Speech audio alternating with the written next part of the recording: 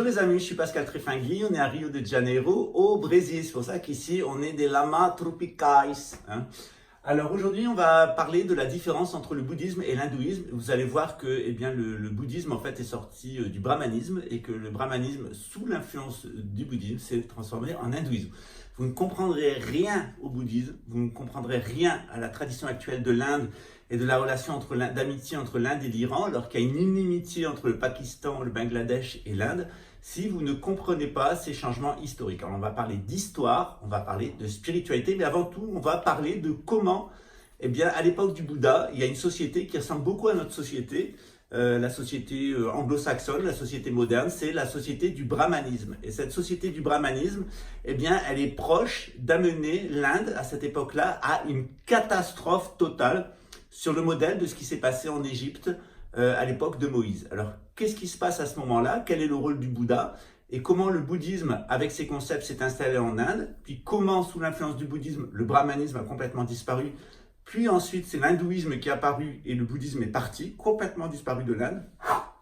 Et bien, c'est ce qu'on va voir maintenant. Ne quittez pas, restez avec nous, ça sera expliqué très simplement. Ce genre d'explication très simple, vous l'avez rarement parce que généralement les gens sont investis dans leur tradition spirituelle propre, ils n'en connaissent pas l'origine, ils n'en connaissent pas les modes de fonctionnement, ils sont en réalité des consommateurs passifs, ils sont à l'intérieur du supermarché du bouddhisme, ils essayent de faire du brahmanisme ou du christianisme, ils essayent de faire leurs emplettes, ils passent à la caisse et quand ils sont sortis du supermarché, ils font leur cuisine. Voilà, c'est plus ou moins bon.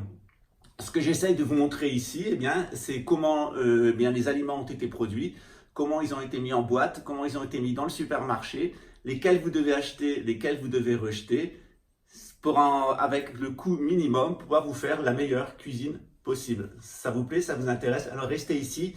N'oubliez pas de vous inscrire, d'agiter les notifications et n'oubliez pas que nous avons 6 chaînes. Ici, on est là pour atteindre l'éveil, mais aussi on est là pour apprendre des choses. Et on est là aussi pour se marrer. Here I am where the movie started, facing at a photo they've taken. Space trade flying through the skies and battles happen everywhere. I don't need any hero to save me. I don't know why the kids always crying. I've been thinking about how the captain's ball we left in a wasted planet. Can you feel the spark in city light when it's day to night? That's the sparkles from my beating heart when it breaks so hard. Pourquoi c'est important d'apprendre en se marrant?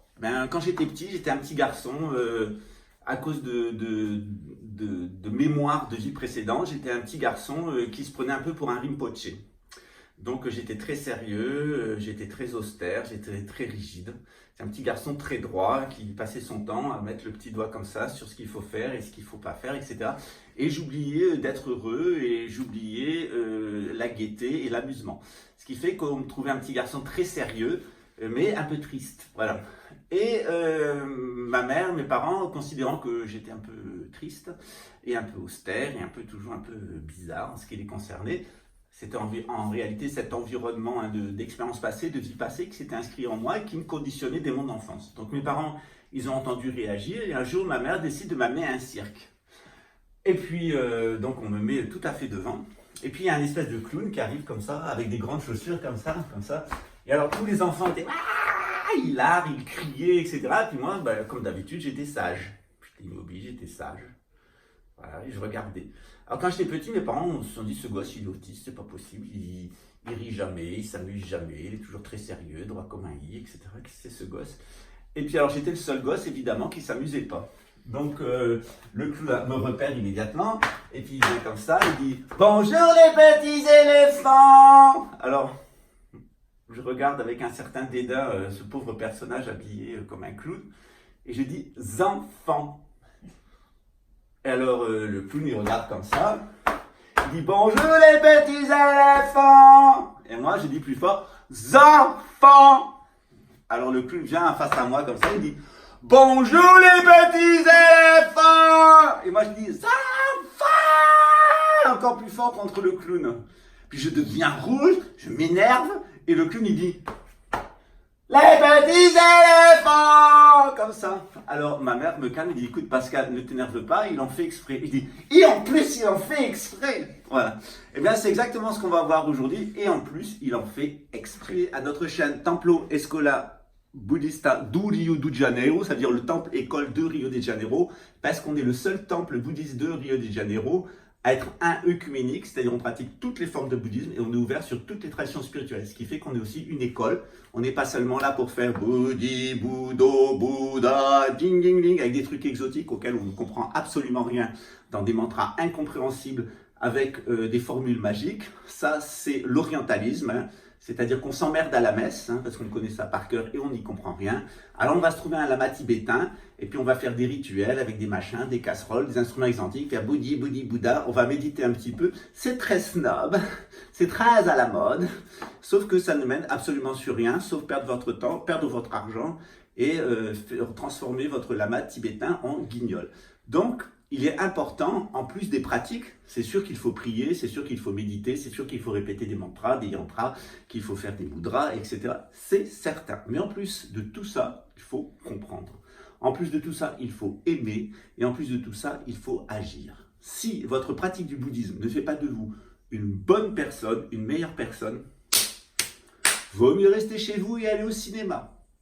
Si le bouddhisme et la pratique du bouddhisme ne vous oblige pas à avoir plus d'amour, plus de dévotion envers Dieu, envers la planète, envers notre Père Céleste, notre Mère Terrestre, envers les êtres humains qui nous ont donné tous avant nous et qui donneront après nous autant d'amour, autant de joie et autant de plaisir aux autres, eh bien restez devant votre télévision à rabâcher vos négativités, à regarder de la violence, des crimes et des abus sexuels.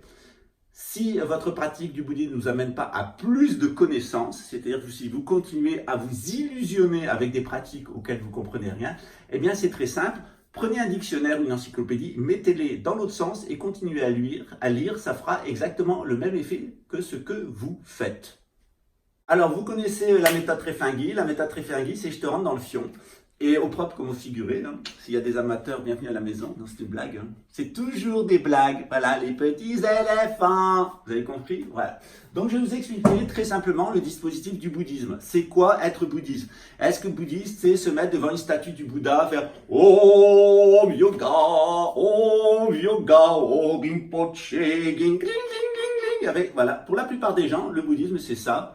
Dans les pays qui sont de culture bouddhiste, c'est même devenu pratiquement de la sorcellerie, c'est-à-dire qu'on met un Bouddha à tel endroit, on lui peint les yeux à l'envers, etc. Ce n'est que de la magie, où on a peur des influences ancestrales et on veut l'aide des dieux. Voilà. Le Bouddha nous a demandé absolument de sortir de ce genre de stratégie.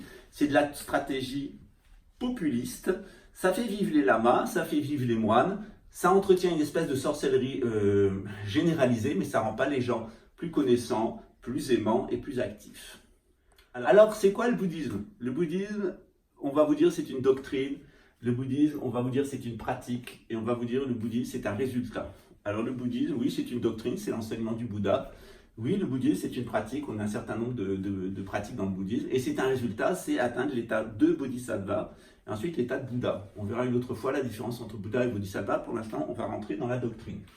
Le bouddhisme, en règle générale, il faut l'entendre comme la capacité de passer de l'ignorance à la connaissance.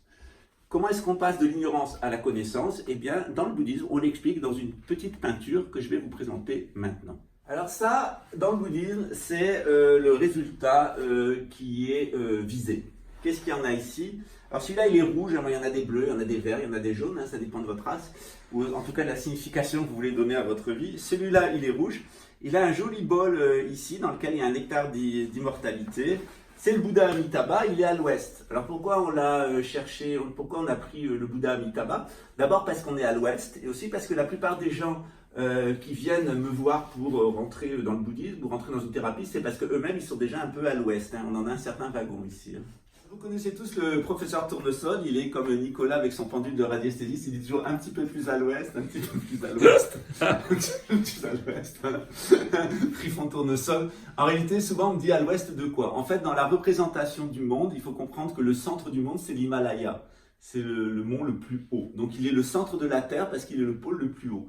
Tout ce qui est à l'est de l'Himalaya, eh bien, c'est l'Orient. Tout ce qui est à l'ouest, c'est l'Occident. Tout ce qui est au nord, c'est le septentrion et tout ce qui est au sud, c'est le sud. Comment est-ce qu'on dit le sud?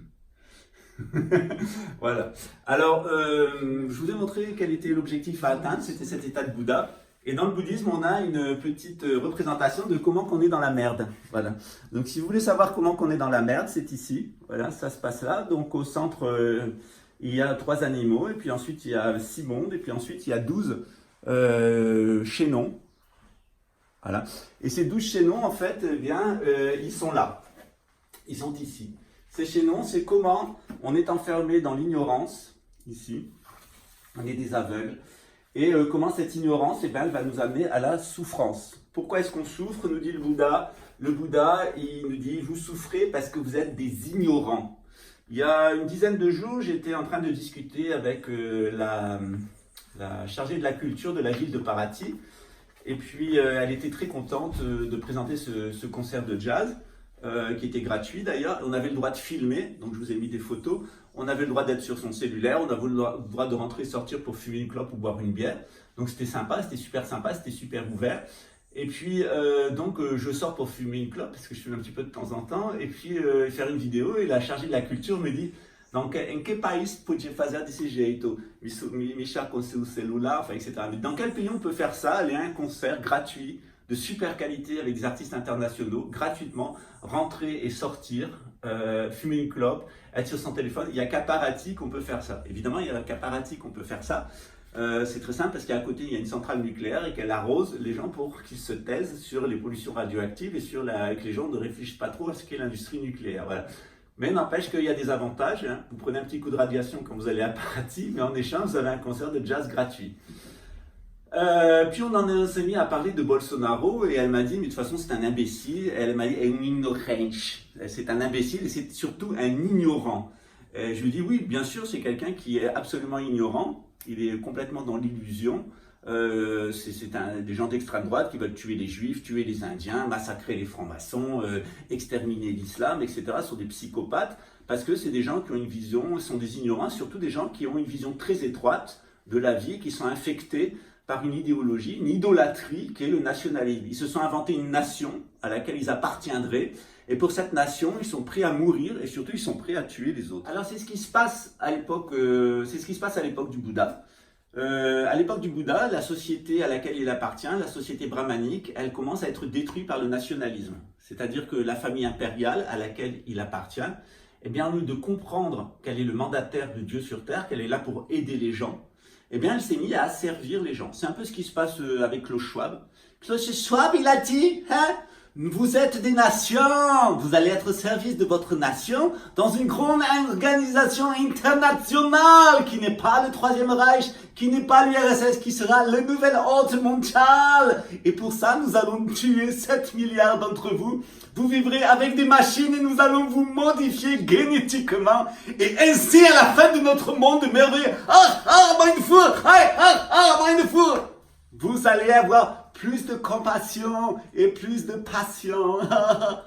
Je vais lui faire la réponse de Diogène à Alexandre le Grand. Il faudrait peut-être commencer par la compassion et laisser tomber les passions. Et puis pour son histoire de gouvernement mondial, peut-être on pourrait voir plus tard. Voilà. Mais il y a toujours des imbéciles qui pensent qu'ils doivent conquérir le monde et détruire tout le monde et faire chier tout le monde, assouvir toutes leurs passions pour après comprendre que l'essentiel, c'est la compassion, c'est-à-dire ressentir que les autres souffrent et comment on peut les aider. Alors, meine Führer, c'est maintenant, nous n'allons pas lever le doigt, non, nous n'allons pas lever le doigt à Adolphe, nous n'allons pas lever le doigt à Lénine et Staline, et nous n'allons pas lever le doigt à l'Antéchrist et à Klaus Schwab. Non, ici on est là pour se marrer, mais on est aussi là pour voir les petits éléphants, des choses importantes. Donc on va voir quel est le dispositif de Air Buddhismus. Alors Arzo, qu'est-ce que c'est maintenant la connaissance das Buddhismus, la connaissance du bouddhisme? On va arrêter de faire les clowns. Eh bien, les petits éléphants, la connaissance du bouddhisme, c'est comment on passe de l'ignorance à la connaissance. Je vous l'ai montré dans ce petit schéma. Je vous ai montré dans ce petit schéma comment on passait de l'ignorance à la souffrance. Alors le Bouddha, il nous dit on peut sortir de l'ignorance. Et quand on sort de l'ignorance, au lieu d'arriver à la souffrance, on va arriver à la jouissance. Alors la jouissance, vous l'expérimentez dans votre vie, quand vous êtes dans le sommeil profond, là, vous jouissez d'un repos parfait. On l'expérimente aussi dans le sexe. Hein, là, c'est le pied, là c'est la jouissance suprême. Ça ne dure pas très longtemps, c'est ce qu'on appelle le coït. Voilà. Et puis il y a aussi la jouissance qu'on peut avoir dans la méditation. Mais il y a d'autres formes de jouissance. Par exemple, quand vous faites du sport de façon intensive, comme le yoga, mais aussi le sport en général, vous pouvez atteindre des états de félicité et des états de jouissance. Or, dans notre vie, on sent tous qu'on a du mal à jouir en permanence, à jouir de la vie. On rentre dans la souffrance. Alors le Bouddha, qui s'est aperçu qu'à son époque, le nationalisme était en train de tout pourrir avec son idolâtrie, et que les élites n'étaient plus au service du peuple, mais que c'était le peuple qui était asservi par les élites, et bien il a essayé de trouver une méthode. Et c'est ce que je vais vous présenter maintenant, la méthode du Bouddha. Alors, avant que j'ai fait une crise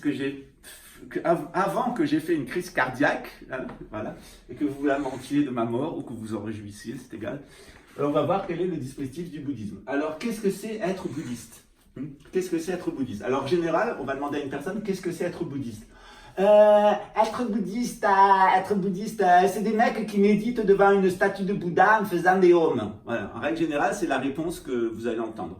Alors, si la personne elle est moins cagole de Marseille, vous allez lui demander qu'est-ce que c'est le bouddhisme. Alors, non, le bouddhisme, c'est une organisation religieuse avec des moines, c'est structuré hiérarchiquement. Il y a un enseignant qui est un gourou, un maître spirituel. Gourou, lama, ça veut dire la même chose. C'est un maître spirituel, puis il y a une structure, les gens méditent, ils travaillent, enfin c'est la version militaire. Ouais. Et puis il y a d'autres personnes, vous leur dites qu'est-ce que c'est le bouddhisme? Alors ils disent ouais, le bouddhisme c'est des mecs qui sont cool, quoi, ils n'ont pas besoin de fumer des pètes, ils sont cool en permanence, quoi, c'est la non-violence, t'as pas besoin de bosser, tu médites dans la forêt, ouais en fait c'est des mecs qui se la prennent cool, quoi, et sans jouet, quoi, voilà. Donc ça c'est les différentes définitions que vous allez rencontrer du bouddhisme. Maintenant je vais vous donner la définition d'un bouddhiste. Voilà. Qu'est-ce que c'est le bouddhisme? Être bouddhiste, c'est reconnaître ce qui est vrai et c'est rejeter ce qui est faux. Voilà. Le Bouddha nous dit, ne croyez une chose vraie, non pas parce que vos maîtres vous l'ont dit, vos parents vous l'ont dit, la société vous le dit, les enseignants vous le disent, votre femme vous le dit, ou vos enfants qui l'ont entendu à la télévision. Croyez une chose vraie parce que vous en avez fait vous-même l'expérience. Une chose devient vraie à partir du moment où vous avez fait vous-même l'expérience que cette chose est vraie. Sinon, vous êtes de petits perroquets et de petits singes savants qui sont passés de la condition de petits éléphants à petits perroquets ou petits singes ou petits macaques. Voilà. Et si vous savez pas où aller, ben, je vais vous donner une adresse au complexe de l'Allemand. On vous y attend. Voilà, le bouddhisme, qu'est-ce que c'est? C'est reconnaître ce qui est vrai et c'est rejeter ce qui est faux. Qu'est-ce qui est vrai pour le Bouddha? Trois choses. L'impermanence, l'interdépendance et la vacuité. Mon Dieu, qu'est-ce que c'est que ça? Qu'est-ce que c'est que si, que ça, comme dirait le clown? L'impermanence, c'est quoi? C'est qu'il n'y a rien qui dure. D'ici 100 ans, vous en particulier, moi, beaucoup plus vite, nous serons morts. Alors arrêtez de mener votre vie comme si vous étiez permanent et immortel. Vous ne l'êtes pas. Eh ouais, mauvaise nouvelle du jour. Deuxième mauvaise nouvelle du jour, tout est interdépendant. C'est-à-dire, à chaque fois que vous faites quelque chose, ça va avoir des conséquences pour les autres. On est tous interdépendants les uns des autres. Pourquoi? Nicolas est en train de filmer l'air qu'il a respiré il y a 30 secondes, je vais le respirer à mon tour. C'est-à-dire l'air qui est passé dans ses poumons va rentrer dans les miens. C'est comme si je lui roulais une pelle en permanence, ce qui serait horrible pour lui. Et pour moi aussi, je reconnais. Mais c'est comme ça. C'est-à-dire que, par exemple, on est ensemble dans cette pièce, je vais péter, et bien mon P va rentrer dans vos poumons d'ici 30 secondes. Voilà, eh oui, je vous l'apprends, mais c'est comme ça. Ce qui veut dire qu'on est interdépendants. C'est-à-dire que toutes les pensées que nous émettons, tout ce qu'on fait, va interagir avec les autres. C'est-à-dire que quand vous pensez mal, vous influencez les autres en mal. Quand vous avez des émotions perturbatrices, vous allez perturber les autres. C'est la base. Donc on est tous interdépendants. Troisième élément à comprendre, il est encore plus facile à comprendre, impermanent et interdépendant, vous avez tous compris ça. Vacuité, vacuitif, c'est encore plus facile à comprendre. Je vous dis ça parce que c'est plus difficile. Comme ça, je vous programme à ce que ça soit facile. Qu'est-ce que c'est la vacuité? C'est par exemple, si je prends ce tissu avec la peinture du Bouddha, on appelle ça une tanka. Ok? Ça, c'est une tanka en tibétain, ce qui veut dire peinture, représentation, image. Dans l'ensemble, ça s'appelle une tanka. Mais il n'y a aucun élément là-dedans en particulier qui est la tanka. C'est l'ensemble composé qui s'appelle la tanka et qui est la tanka. Mais il n'y a rien en particulier qui serait la tanka elle-même, ou dont on pourrait dire, tiens, voici le cœur, voici le noyau, voici l'essence même de la tanka. Ça n'existe pas. Eh bien, c'est pareil pour Nicolas, c'est pareil pour Pascal, c'est pareil pour vous. Je vous rassure, vous êtes parfaitement vacuitif. C'est-à-dire dans toi, Sandra, dans toi, Nathalie, dans toi, Élodie, dans toi, Jacques, dans toi, Christian, dans toi, Serge, dans toi, Klaus Schwab. Il n'y a rien, absolument rien dont on puisse dire c'est Klaus Schwab, c'est Nathalie, etc. C'est un ensemble de processus qui sont ensemble et qui se modifient en interdépendance les uns avec les autres et avec autrui et qui génèrent des phénomènes complètement impermanents. Toutes les cellules de votre corps, elles auront été remplacées d'ici 7 ans sans exception. L'espérance de vie d'une cellule, c'est 7 ans au maximum. Donc ça veut dire que en 7 ans, vous êtes à nouveau une personne complètement neuve. Alors pourquoi vous vieillissez? Pourquoi vous êtes de plus en plus moche? Pourquoi vous perdez vos dents? Pourquoi votre bite elle se lève plus, etc. Qu'est-ce qui se passe? C'est un sujet du jour. Qu'est-ce qui se passe? Eh bien, le bouddhisme va nous l'expliquer. Ça agit de cette façon-là parce que, au lieu de nous attacher à ce qui est vrai, nous nous attachons à ce qui est faux. Et qu'est-ce qui est faux? Alors, selon le Bouddha, ce qui est vrai, c'est que tout est impermanent, tout est interdépendant et tout est vacuité. Et le Bouddha nous dit, contrairement à ce que vous croyez, vous n'êtes pas votre petit personnage social, vous n'êtes pas vos pensées, vous n'êtes pas vos émotions, vous n'êtes pas votre corps. Vous êtes un Bouddha. Vous avez un moi Bouddha. Fondamentalement, ce qui est fondamental en vous, en tant qu'être, c'est que vous êtes un Bouddha. C'est-à-dire un être qui est potentiellement, peut être complètement éveillé avec un certain nombre de qualités qu'on verra ensuite. Le Bouddha nous dit, ce que vous devez et pouvez expérimenter, c'est justement que c'est votre nature même qui est d'être Bouddha. C'est-à-dire votre nature même, c'est d'être un Bouddha. Et pour cela, il faut que vous en soyez conscient. Si vous n'en êtes pas conscient, c'est que vous vous êtes attaché à ce qui est faux. Et qu'est-ce qui est faux? C'est de croire que les choses existent en tant que telles et depuis toujours. Quand on est face à une montagne, et quand on ne connaît pas la science, quand on est ignorant, on croit que la montagne, elle a toujours existé. On peut passer 100 ans en face d'une montagne, la montagne, elle ne bouge pas. Donc on a l'impression qu'il y a des choses qui ne changent pas. Et ça, c'est faux, c'est qu'une question de temps. D'autre part, souvent, on pense qu'on est isolé des autres. On est enfermé dans son ego. Par exemple, je suis souvent surpris que les menteurs pathologiques sont persuadés qu'on ne peut pas leur mentir. C'est-à-dire qu'un menteur pathologique, quand il se rend compte que les gens qui sont autour de lui mentent aussi, il pique une colère monstre. Voilà. Je vais raconter une expérience ensuite quand j'étais petit.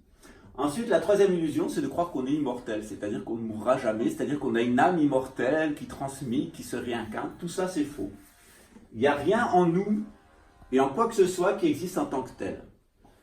On n'est pas quelque chose isolé des autres. Tout ce qu'on fait aux autres, on en aura le choc en retour. On influence les autres et les autres nous influencent. Et d'autre part, on n'est pas immortel. Si vous rejetez ça, ce moi égo, vous allez réaliser le moi Bouddha. Et c'est ça le dispositif du Bouddha.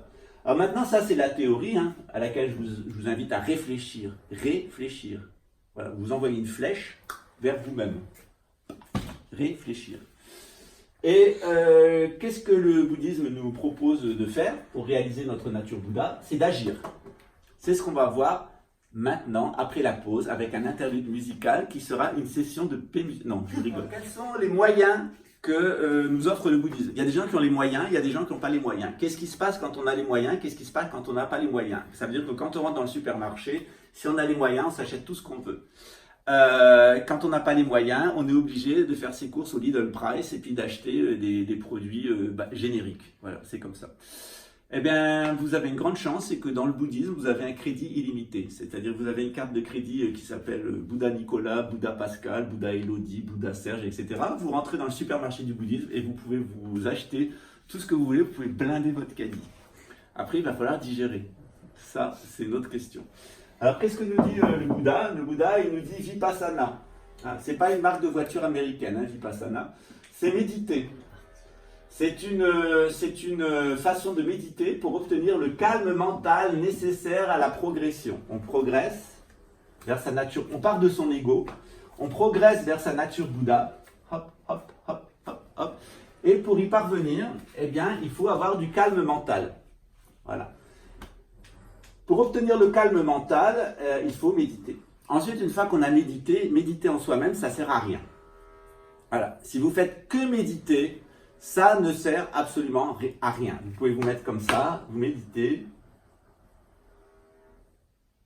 La méditation de pleine conscience, soi-disant, ce n'est pas une fin en soi. Pourquoi? Parce que la méditation, elle amène sur un état de calme mental.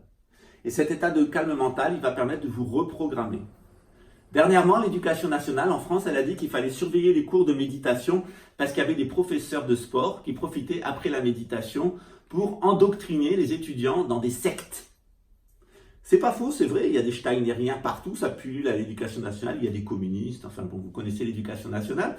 C'est une catastrophe monumentale à 34 milliards d'euros par an. Ça coûterait moins cher de payer les gens pour garder leurs enfants à la maison et les mettre devant la télévision ou Internet. Au moins, ils tomberaient quelquefois sur des gens intéressants et ça leur éviterait de tomber sur des sadiques, des pervers sexuels, des détraqués mentaux qui vous détraquent vos enfants et en font des sadiques. Voilà. Je n'aime pas l'Éducation nationale, comme tout le monde le sait. Qu'est-ce que nous invite à faire le Bouddha après qu'on a médité? Il nous demande de pratiquer des mantras et des astras, des mudras, des yantras, des yidams, des asanas, etc. Qu'est-ce que c'est que ça? Qu'est-ce qui nous tombe encore? Qu'est-ce que c'est que ça? Eh bien, c'est ce qu'on va voir à la suite. Alors, qu'est-ce que c'est un mantra? Qu'est-ce que c'est un astra? Un mantra, c'est Oh. C'est une vibration sonore que vous allez mettre à l'intérieur de votre être, de votre conscience, de votre corps, qui va permettre, grâce au calme mental de la méditation, de pouvoir obtenir des effets de relaxation, de reprogrammation positive, etc. On peut faire en sens inverse, c'est-à-dire utiliser des astras. Les astras, ce n'est pas une voiture de chez Opel. Les astras, c'est des formules, comme les mantras, comme Om, qui permettent de détruire les négativités. Alors, je ne vous les enseignerai pas parce qu'il y a des gens qui pensent qu'avec ces formules Astra, ils vont pouvoir détruire les autres. Parce que c'est toujours facile de voir la paille qui est dans l'œil de son voisin plutôt que de voir le mont Everest qui est dans son propre œil. Les mudras, qu'est-ce que c'est les mudras? C'est des signes des mains. Alors, les mudras, ça existe de toute éternité parce que chacun des doigts est lié à une planète du système solaire, en sens constructeur et destructeur, et selon les gestes que vous allez faire, eh bien, vous allez signifier quelque chose. Quand je te fais comme ça, tu sais très bien ce que je te signifie. Quand je fais comme ça, pas forcément. Quand je fais comme ça, vous savez que c'est Klaus Schwab. Quand vous savez comme ça, c'est Staline. Quand je fais ça, vous savez que c'est Klaus Schwab. Voilà. Vous voyez un peu la progression nationale, internationale, supranationale. Voilà. C'est une séquence. Dans le bouddhisme, par exemple, je vais vous dire comment on fait des fleurs. On fait comme ça. Hop, hop, hop. Voilà. Hop, hop, hop.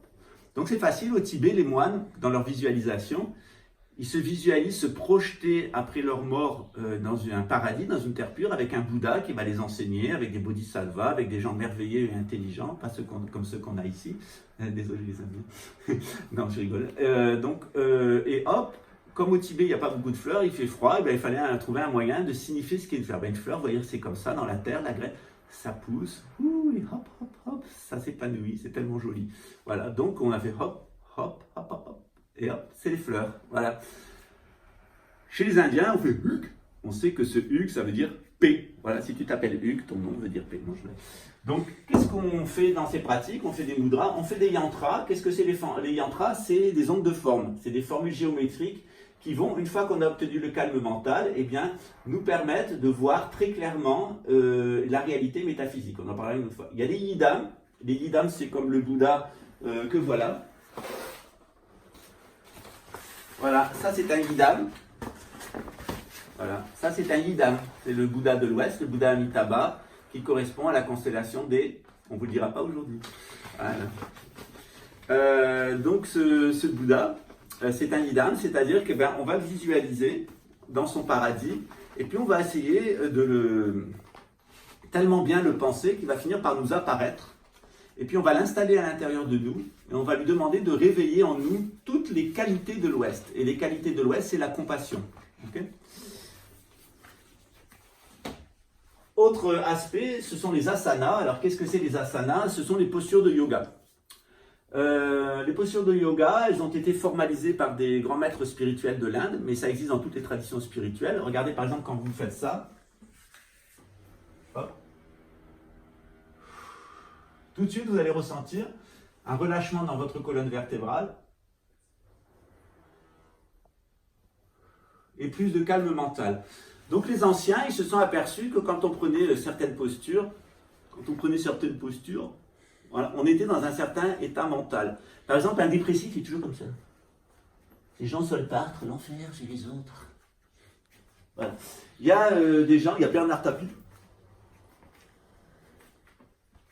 Voilà, hein. Boum boum boum boum, boum boum boum boum, avec un gros mouchoir dans le caleçon pour faire croire qu'il est monté. Voilà. Donc voilà, donc vous voyez bien que selon la posture des gens, ça correspond à un état mental. Donc les maîtres anciens, les maîtres du yoga, eh bien ils se sont aperçus que quand on prenait certaines postures, on développait certaines capacités mentales. Comme vous le savez, j'ai fait des cours pour être prof de yoga et d'Astanga Yoga. Et donc, quand j'étais en prison, on m'avait mis dans une espèce de cellule où ils diffusaient des fours micro-ondes pour m'assassiner et me transformer en pantin et me tirer les verres du nez. C'était à Luxembourg, ça s'appelle Schrassich. Et comme j'étais face à des nazis qui voulaient m'exterminer, je me suis dit, je vais développer tous les moyens habiles du yoga. Et j'ai commencé à faire les postures de yoga, etc. Et puis, plus ils me mettaient les micro-ondes, plus je faisais du yoga. Et puis, plus je visualisais l'animal qui était associé à chacune des postures de yoga. Par exemple, la sauterelle, mais aussi il y a la charrue que vous connaissez bien, il y a la chandelle, etc. Il y a un certain nombre de choses. Et donc, plus il me psychotronnait, plus je faisais la posture de yoga. Et puis, à un moment, je me suis aperçu que lorsque j'étais en méditation et que je visualisais une sauterelle, mon corps se mettait tout de suite à prendre tout seul la posture de la sauterelle. C'est-à-dire que les maîtres, les sages du passé, en observant une sauterelle, en observant le comportement de la sauterelle, ils ont compris que dans l'esprit humain, il y avait quelque chose qui correspondait à la sauterelle et qui était une attitude mentale. Et ils se sont mis à faire une posture du corps qui ressemble à la sauterelle pour acquérir les capacités de la sauterelle. Alors qu'est-ce qu'elle peut faire, la sauterelle? Je vous le demande, qu'est-ce que fait la sauterelle? La sauterelle, elle voyage, elle peut aller très loin, parce qu'elle a des grandes jambes qui lui permettent de sauter. Elle peut dévorer les feuilles. Or, il y a une analogie entre le psychisme et les feuilles. Donc, la posture de la sauterelle, qu'est-ce qu'elle nous permet? Elle nous permet de dévorer à l'intérieur de nous notre feuille intérieure, c'est-à-dire toutes nos représentations mentales erronées. Si vous ne croyez pas, essayez. Lorsque vous êtes dépressif, lorsque vous ne vous sentez pas bien, lorsqu'on vous attaque d'un point de vue psychique, qu'on essaye d'obtenir de vous des choses qui sont contraires à ce que vous pensez et à ce que vous croyez vrai et juste, eh bien, adoptez la posture de la sauterelle et vous allez voir, tout ce qui est négatif va se faire grignoter. Quand on prend l'inventaire de ces pratiques que nous propose le bouddhisme, on s'aperçoit que le Bouddha était un petit Gauguin. Oui, Gauguin, vous savez, l'amant de Van Gogh, mais non, un petit coquin. Et ce petit coquin, c'est qu'en réalité, il a pris des choses qui existaient déjà dans le brahmanisme et qui correspondaient au Jnana Yoga, au Bhakti Yoga et au Karma Yoga. J'ai une mauvaise nouvelle pour vous. Pour l'instant, on parle du dispositisme du bouddhisme qui va de l'ignorance à la connaissance. Mais il y a une deuxième émission où on va traiter du brahmanisme, comment on va de l'action conditionnée à la réalisation du soi. Eh ouais, on n'en finit jamais avec Tréfingui, c'est une véritable plaie, les petits éléphants. Donc, le Bouddha, il a copié ça dans le brahmanisme, et c'est assez intéressant. Quel est le fruit que veut nous faire obtenir le Bouddha? Qu'est-ce que c'est que ce moi Bouddha qui est contraire à l'ego? Bien, qu'est-ce que c'est votre ego? On va voir ce que c'est que l'ego. L'ego, c'est quelqu'un qui est complètement dans la dualité. Il y a moi et il y a les autres. Moi, je suis moi, mec, et toi, tais-toi, je te casse les dents. Voilà, ça, c'est l'ego de base. Voilà. Il est complètement dans la conscience duelle. Il y a moi et vous. Ça, c'est l'ego, la conscience duelle, l'ego de base brutal, bête, de banlieue. Mais il y a l'ego de base il y a l'ego plutôt de haut, encore plus pervers, encore plus sadique, c'est Clochard qui dit « Alors, quand nous vous aurons exterminé, reprogrammé et connecté à une intelligence universelle, vous aurez plus de compassion, meine fou. » Voilà, bienvenue chez les fous, vous êtes chez Dr Strangelove, et comment j'ai appris à aimer la bombe, voilà. À rester tranquille et à aimer la bombe. Donc la conscience duelle, c'est l'ego. L'ego, il veut tout le temps imposer sa volonté. Klaus Schwab, il a décidé que vous allez mourir. Voilà. C'est quelqu'un qui est complètement coincé sur son expérience traumatique. Lui, il est passé par les jeunesses hitlériennes et Adolf Hitler. Il n'a jamais décroché. C'est quelqu'un qui est complètement formaliste. Alors, il y a une photo merveilleuse de Klaus Schwab dans une tenue en dentelle blanche avec une ombrelle sur la plage, on lui voit le pénis, c'est à mourir de rire. C'est un type qui est complètement dans le formalisme, hein, qui nous vend du prêt-à-penser, du prêt-à-fonctionner, ça s'appelle le forum de Davos. Et c'est en réalité des gens qui sont complètement sentimentalistes, hein, parce que Klaus Schwab, la larme à l'œil, vous dit « Comme c'était merveilleux le temps de Adolf Hitler où l'Allemagne fonctionnait tellement bien, ah, je vais faire une larme !» Voilà. Donc vous êtes face à des gens qui sont complètement enfermés dans leur ego. Et ça, c'est pas l'être humain. Hein. Klaus Schwab, c'est un exemple même d'inhumanisme. Qu'est-ce que c'est l'être humain? Vous avez vu, je me mets à votre portée. Qu'est-ce que c'est? Ça, c'est tout à fait Klaus Schwab.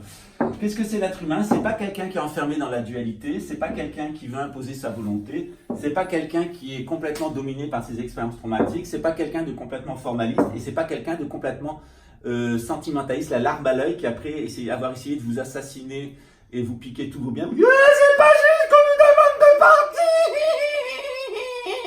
Si tu étais présidente de la République, si j'étais chef de l'organisation religieuse, si je contrôlais tout, et si je décidais qui doit vivre et qui doit mourir, tout serait tellement parfait parce que je suis complètement cinglée. Ça, c'est mon personnage, Ninine, présidente de la République. On l'a eu ici, je vous rassure, c'est du vécu. Qu'est-ce que c'est un Bouddha? Eh bien, un Bouddha, c'est quelqu'un qui est dans l'équanimité. C'est-à-dire, quoi qu'il se passe, il s'en branle. Voilà. Il sait que ça fait partie des aléas de la vie. C'est quelqu'un qui est très clair dans sa façon d'être, dans sa façon de s'exprimer, sa façon de vivre. Hein. Il n'a pas peur, il manipule rien. Vous penserez ce que vous voudrez. Je suis qui je suis et toi t'es toi. Voilà. Mais dans le bon sens du terme. On est comme on est et il faut s'adapter les uns aux autres. Par contre, il faut avoir de la compassion. Il faut pas faire souffrir les autres inutilement. Il faut avoir confiance en soi et confiance dans les autres. Et grâce à ça, on va développer ce qu'on appelle de la conscience omniprésente. La conscience omniprésente, c'est-à-dire que lorsque je me projette dans ce cactus, hein, mentalement, par la méditation, eh ben, je vais ressentir tout le pouvoir curatif ou tout le pouvoir destructeur de ce cactus. C'est comme ça que les anciens et les sages des premières civilisations et des premiers êtres humains savaient quel était le pouvoir de telle ou telle plante et de tel ou tel endroit sans avoir à l'expérimenter, sans passer par des expériences. On se mettait face à une situation et on savait ce qu'on doit faire. Moi, mon chien, il a gardé cette capacité. Quand il doit se purger, il va manger des herbes et il n'y a personne qui lui a dit quelles étaient les herbes qu'il devait apprendre. Quand c'est un Yorkshire, donc le Yorkshire c'est un ratier, quand il y a un rat, il sait qu'il doit le bouffer. Or là, il ne savait pas ce que c'était les rats, mon chien, et un jour il y a eu un rat dans la maison, et je peux vous assurer que l'instinct est sorti, s'est comporté comme un rat. Or la plupart des gens, ils ont perdu leur instinct Bouddha, et sont devenus des égos, c'est-à-dire des gens qui sont complètement intellectualisés, qui s'intellectualisent eux-mêmes, qui s'inventent une version d'eux-mêmes qui ne correspond pas à la réalité. Ce à quoi nous amène le bouddhisme, c'est à beaucoup plus aimer. Et l'amour, c'est la condition essentielle, c'est la nature même de tous les êtres humains. L'être humain, il est fait pour aimer, c'est un être d'amour. Saint Paul disait, si vous avez la connaissance, si vous avez agi comme il fallait, mais si vous n'avez pas l'amour, vous n'avez rien. Alors, le bouddhisme, c'est quoi? Vous l'avez vu, le bouddhisme, eh bien, c'est pas se tondre les cheveux, se mettre un costume de guignol, de se donner des noms exotiques et faire en méditation des hymnes, des ohms et des âmes. Avant tout, être bouddhiste, c'est aimer tout le monde, sans exception.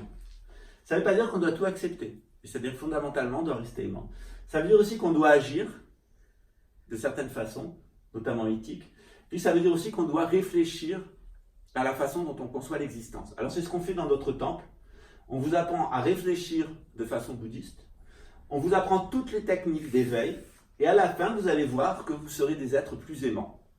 Alors il y a des gens avec qui ça ne marche pas, et ils deviennent des êtres encore plus haineux. On en a eu quelques-uns ici. Ils sont rentrés ici avec des sourires et à la fin, ils ont voulu jusqu'à m'assassiner. Pour le comprendre, eh bien, on va aller dans l'hindouisme. Vous voyez, ça, c'est un mécanisme mental. Vous me croyez bouddhiste, et je suis en face de vous comme bouddhiste. Je ne suis pas tondu, je ne suis pas habillé en guignol. J'ai des super claquettes hawaïennes, mais ça ne change rien au discours, parce que moi, ce discours-là, je suis capable de le faire, de l'avoir, et je suis passé par ça, ce qui est loin d'être le cas de la plupart des lamas ou des moines bouddhistes que vous allez rencontrer. Par contre, c'est les mêmes qui ne se gênent pas pour vous dire que j'en suis pas. Comme ça, on est toujours dans un effet miroir. Donc on était dans le bouddhisme, qui est ici, hein, et puis on va partir dans l'hindouisme, ou plutôt le brahmanisme, qui est l'ancêtre de l'hindouisme. Dans le bouddhisme, on est dans un dispositif qui va de l'ignorance-connaissance, on passe de l'ignorance vers la connaissance. Dans l'hindouisme et le brahmanisme, on va de l'action conditionnée, le karma, à la réalisation du soi. L'union entre l'atma et l'atman. Ouais, c'est pas le frère de Batman. On y reviendra une autre fois.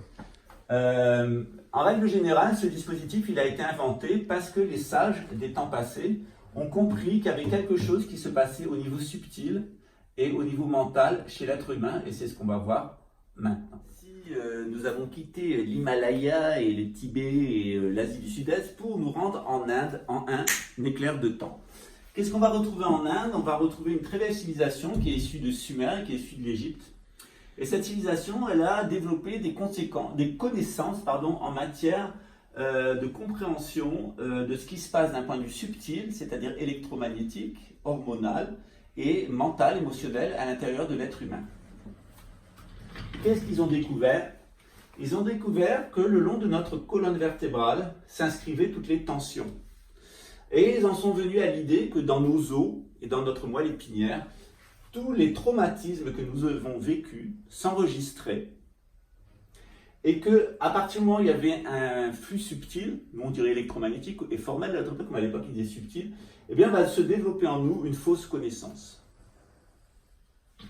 Cette fausse connaissance, c'est ce qu'on appelle les samskaras, c'est-à-dire il y a des souffrances qui se sont enregistrées en nous, et ces souffrances, elles vont créer à la fois des kléchas, c'est-à-dire des passions, et à la fois des tourbillons énergétiques qui s'appellent les vritris. Et ces traumatismes, ces passions, ces tourbillons vont fabriquer notre ego. Et c'est notre ego qui va nous empêcher de nous réaliser en tant qu'être humain, de réaliser notre soi. Alors qui c'est ce soi? Eh bien c'est ce qu'on va voir. Cette pulsion de non-réalisation, cet enfermement dans l'ego, dans les souffrances, hein, c'est l'enfer, c'est les autres. De Bernard Tapie, eh bien tout ça c'est de l'ego. Ego qui agresse les autres, qui veut comme je suis beau, comme je suis grand et comme je suis intéressant, ou l'ego de Jean-Paul Sartre, comme vous êtes des merdes. Voilà. Ça c'est l'ego, c'est ce qui fait que ni Bernard Tapie ni Jean-Paul Sartre n'ont réalisé l'amour. Voilà pourquoi ils ont fait des mauvaises actions dans leur vie, et voilà pourquoi ils nous ont enfermés dans des idéologies. Bernard Tapie dans l'idéologie libérale socialiste et Jean-Paul Sartre dans l'existentialisme socialiste. Voilà. Or, dans le brahmanisme, on dit que tout ça c'est du mémoriel, c'est gouverné par le prince de ce monde, Mara, ou Satan dans les religions chrétiennes, mais qu'il y a d'autres mécanismes. Dans l'hindouisme, on analyse la situation cosmique et même la situation de l'être humain selon 3 éléments qui s'appellent Brahma, Vishnu et Shiva. Brahma, c'est la pulsion de vie, c'est le Dieu créateur. C'est Eros chez les Grecs, la pulsion érotique. C'est ce qui fait que tu as envie de baiser. Voilà, c'est l'érotique. Qu'un joli garçon, une jolie fille t'excite. Voilà, c'est la pulsion de vie qui donne envie d'avoir des enfants, de faire la vie. On prend une jolie fleur, et bien on a envie de la voir, etc. On voit une jolie fille, on a envie de la mettre dans son lit, ou un joli garçon, etc. C'est la pulsion de vie, c'est la pulsion de Brahma. Au contraire de Brahma, il y a Shiva, Thanatos chez les Grecs, c'est la pulsion de mort. C'est ce qui fait qu'on a envie de tuer. Putain, toi, si je te tiens, je te dis, putain, le mec, comme j'ai eu envie de le tuer. Voilà. Ça, c'est la cagole de Marseille. La cagole de Marseille, elle a dit, Samuel Morel, je l'attrape, je le tue. Hein? Et alors, Ninine, la présidente, elle dit, moi, si j'étais présidente, je l'aurais déjà tué. Puis il y a Klaus Schwab qui vous dit, ah, nous allons éliminer 7 milliards d'individus. Tout sera tellement parfait. Voilà. C'est les malades mentaux qui sont complètement intoxiqués par la pulsion de mort. Alors, il y a des malades mentaux des deux côtés. Hein. Il y a des gens qui veulent baiser à tout prix, avoir 50 000 enfants, qui sont dans la pulsion de vie absolue. Ils veulent tout bouffer, ils veulent baiser comme des diables. Et puis il y a des gens qui veulent tout tuer, hein, tout exterminer, tout avorter, etc., qui sont à fond dans la pulsion de mort. Or, on a tendance à aller de l'un à l'autre, de l'un à l'autre, de l'un à l'autre. Ok ? C'est l'attachement.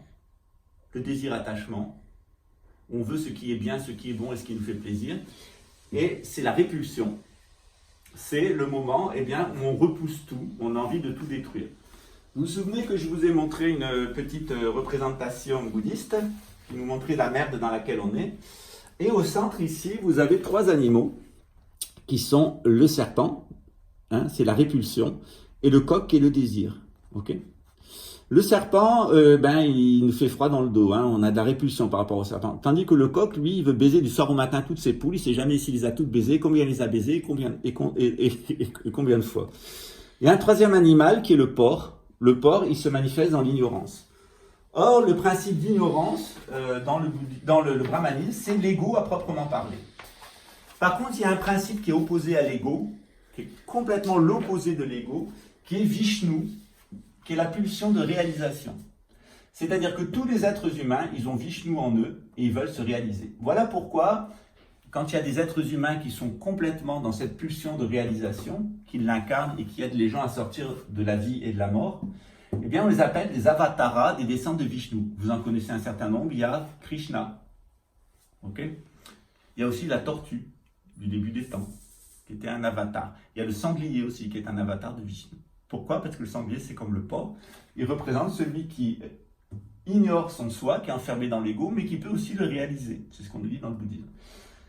Dans l'être humain, cette pulsion de réalisation, elle est à l'intérieur de la colonne vertébrale. Vous la connaissez très bien, puisque ici en bas, cette pulsion de réalisation, elle est contenue dans un petit os, l'os du sacrum, qui s'appelle la Kundalini. Alors vous savez que Jésus, quand on lui demande à quoi ressemble le royaume des cieux, la réalisation, il dit c'est une petite graine de moutarde qui est plantée dans un champ, et si elle pousse et si elle se déploie, elle va devenir grand comme un arbre dont les branches vont atteindre le ciel. C'est l'arbre de vie. Voilà. Donc ça veut dire qu'à l'intérieur de l'être humain, ici, au niveau du coccyx, ici, vous avez une pulsion, hein, ici, vous avez une pulsion de réalisation. Si on vous demanderait où est Vishnu dans le corps, on vous dirait en Inde, dans l'os du sacrum. Or, l'être humain, s'il est trop dans la vie, comme Ouranos chez les Grecs, vous connaissez le dieu Ouranos chez les Grecs, hein, il veut baiser, il a des gosses, il baisse tout, même sa fille, ses enfants, il baisse tout, il fait des gosses partout. Voilà. Et à un moment, ses enfants, etc., ils en ont marre de ce type qui baise à tout prix, qui veut des milliards de gosses, il remplit toute la terre, à la fin on est les uns à côté des autres comme ça, tellement il a baisé, il a ensemencé tous les enfants, les petits-enfants partout, hein, c'est Pédovski. Il y a un principe qui va s'opposer à lui, qui est Chronos. Et Chronos, qu'est-ce qu'il va faire? Il va couper les couilles d'Ouranos. Mais Chronos, hélas, il va se mettre à dévorer ses enfants. C'est-à-dire qu'il va se mettre à avorter il a coupé les couilles d'Ouranos, il va se mettre à avorter tous les gens qui se reproduisent et manger les fœtus. Ça, c'est dans la tradition grecque. Et il va arriver un troisième dieu qui va équilibrer ça, qui est Zeus, le principe de l'illumination. Hein, Jupiter chez les Romains, et lui, il va amener l'humanité à sa réalisation. Donc vous voyez, cette triade, Brahma, Vishnu, Shiva, correspond à 3 fonctions psychologiques, 3 fonctions dans le corps humain, et aussi 3 divinités dans la plupart des traditions. Qu'est-ce que c'est Eros? C'est aussi l'appareil reproductif. Qu'est-ce que c'est Thanatos? C'est aussi le système digestif. Okay. Donc on a le système reproductif, on a le système digestif et on a le système respiratoire. Voilà.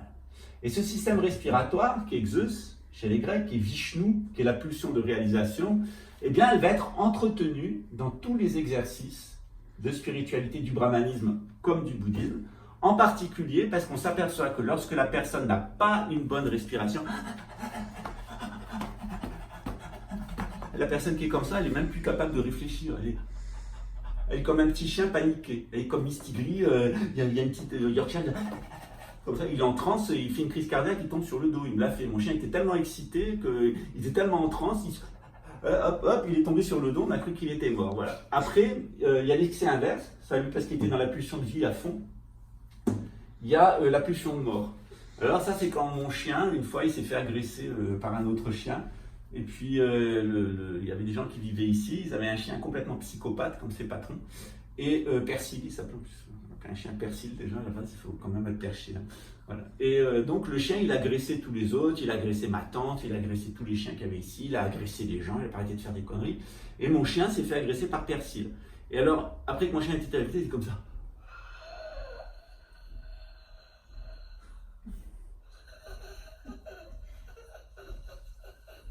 Il était complètement en état de choc, il n'arrivait plus à penser, la respiration était longue. Il était à fond dans la pulsion de mort. Or, la bonne respiration, c'est pas la respiration. Jean-Paul Sartre, l'enfer, c'est le vôtre, j'agonise. Voilà.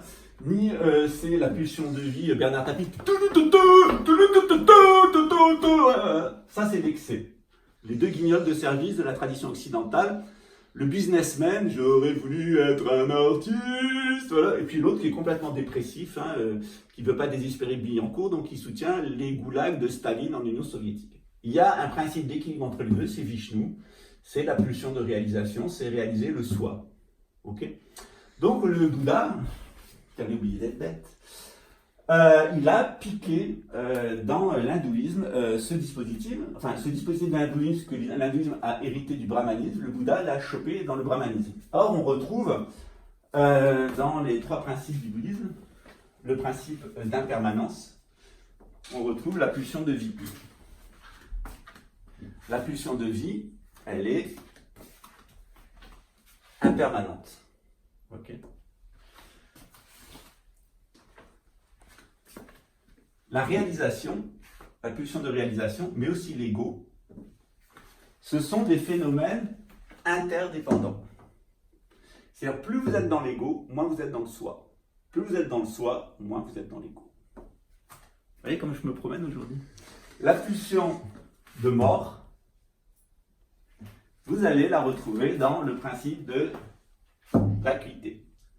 C'est-à-dire qu'en réalité, rien n'existe en tant que tel, tout est vide.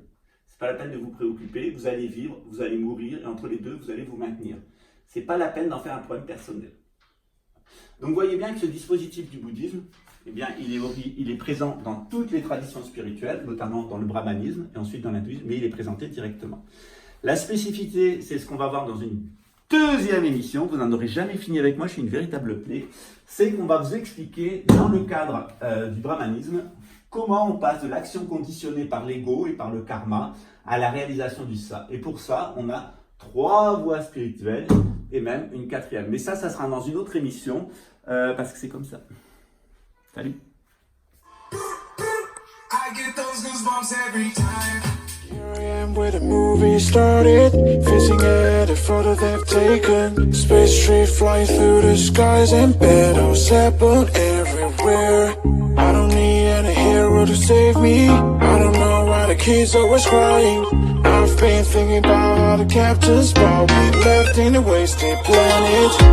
Can you feel the spark in city light when it's day to night? That's the sparkles from my